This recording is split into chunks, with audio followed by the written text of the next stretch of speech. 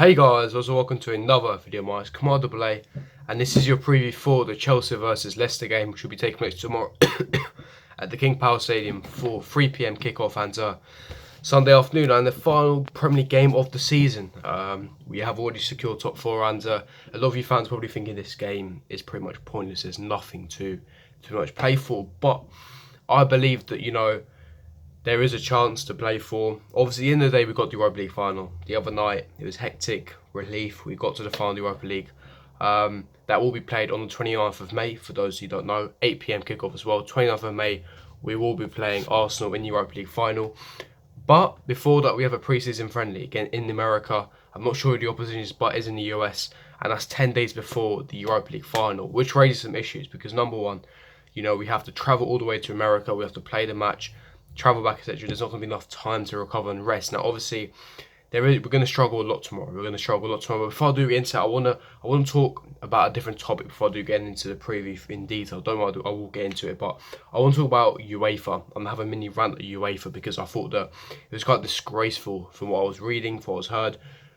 Number one, we all know the Europa League final will be taking place in Baku. And if you don't know where Baku is in Azerbaijan. It's north of Turkey. It's well in Asia. It's near Russia, and a direct flight would take 5.5 hours to get there.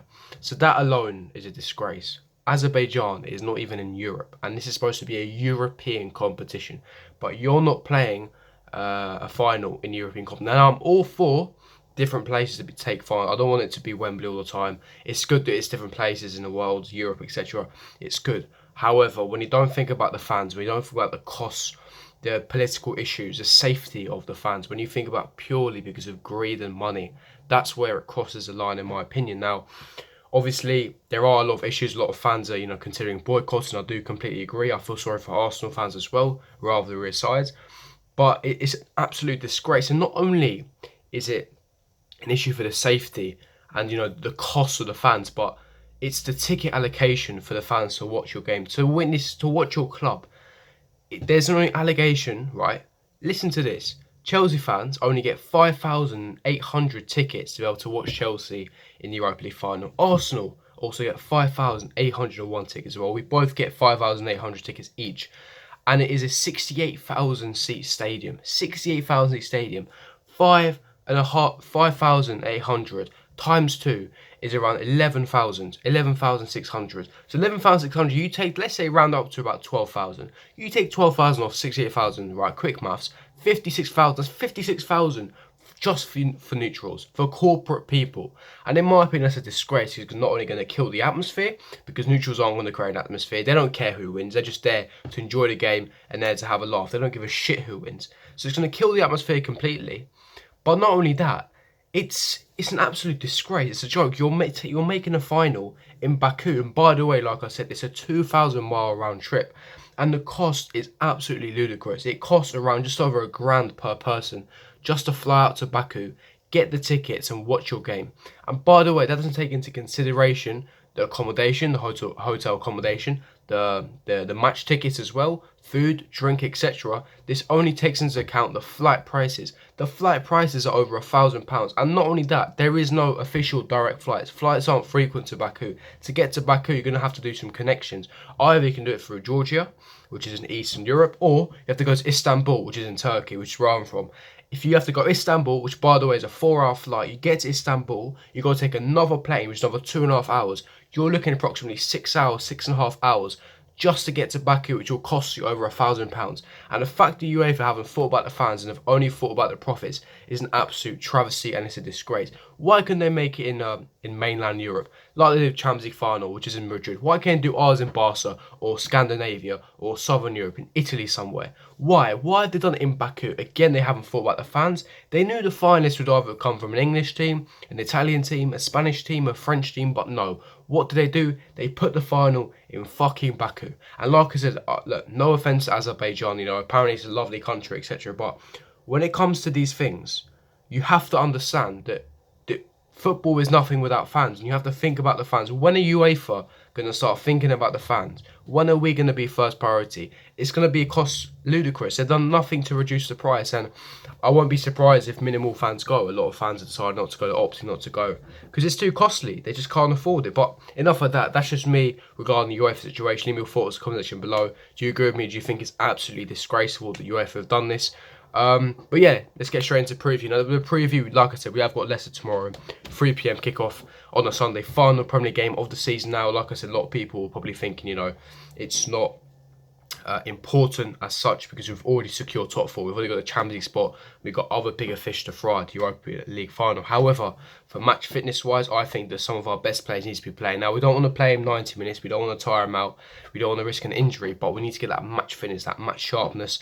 And also, it's a chance to ensure we go third place. Now, I'm quite bothered. I know some fans aren't bothered, but it's great to finish above Tottenham, get third place. It'd be a fantastic end, the cherry on top as such, because if we win, we're guaranteed third place. So I think that it's really important that, if we do beat Leicester, that we can achieve third place.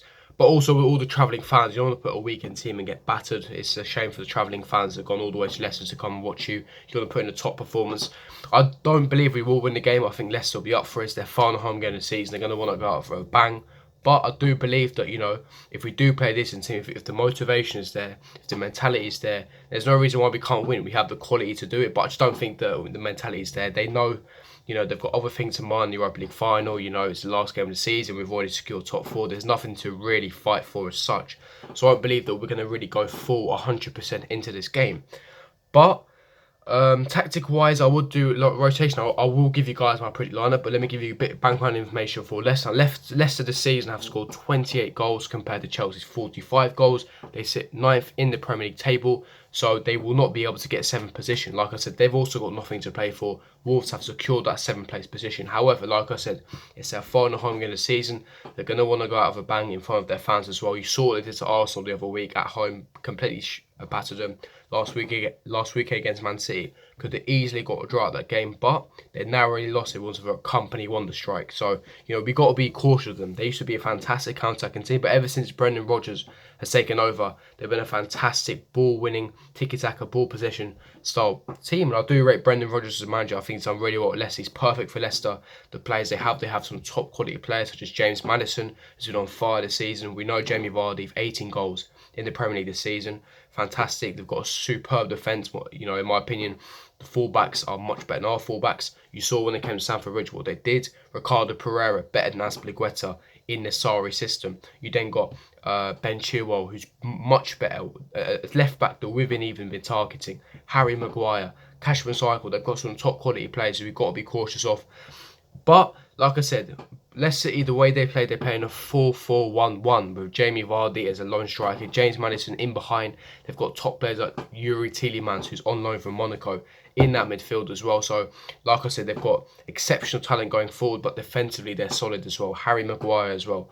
And like I said, because they play a 4-4-2, two banks of four, they're very compact defensively, and also they use the wings, the left mid and the right mid to bomb forwards, and basically cause trouble for our fullback. So the way they play tactically, and James Maddison plays in such a bit of a free role position because they've got Yuri Tielemans behind him, and you've got James Maddison operating in those half space in between the lines. Jamie Vardy makes runs in behind, utilising his pace as well. So very, very clinical finisher. So we have to be cautious of Leicester. Leicester are going to definitely trouble us, and yeah, we just got to take this game very, very seriously. I do believe that, like I said, we have the quality to win this game, but it depends if we're on it. Like I said, Leicester, they're going to be up for it. Last game of the season for them as well, at home as well. And yeah, Brendan Rodgers will tactically set them up perfectly for this game. Now, for the predict lineup for me, I'm going to go with Kepa Arrizabalaga in goal. I'm going to go with Marcos Alonso, left back, Zappacosta, right back, Azpilicueta and David Luiz, because Christensen is a massive doubt. Now, sorry, hasn't had a press conference, obviously, because we've just played Frankfurt. That's going to be crucial. Azpilicueta looks like he will be playing. I'll put him alongside David Luiz. Free midfield of Kovacic in the register role, Barkley in the right centre mid, and Ruben Loftus-Cheek in left centre mid. And then I'll go three up front of Willian, Pedro, and Gonzalo Higuain. That would be my lineup. rotation. A decent team as well. Very similar team that played away at Frankfurt as well. Allow Hazard to get some rest. Kante's out of an injury, as you know. Christensen's a massive doubt after he's pulled off as well. Rudiger's already injured. Odoi already injured. We have to use, like, Giroud played a lot of minutes as well. Listen, we played 120 minutes away on Thursday night. Went all the way to penalties. The players are knackered. We need the rotation. That's why I do believe that I don't think we're going to be winning this game, because obviously we're knackered, we're tired. Top four's already in the bag. We've got other things to focus on. But we can get the job done. I wouldn't be surprised if we won, but deep down, I just think we will be losing this game. But that's just my thoughts and opinion.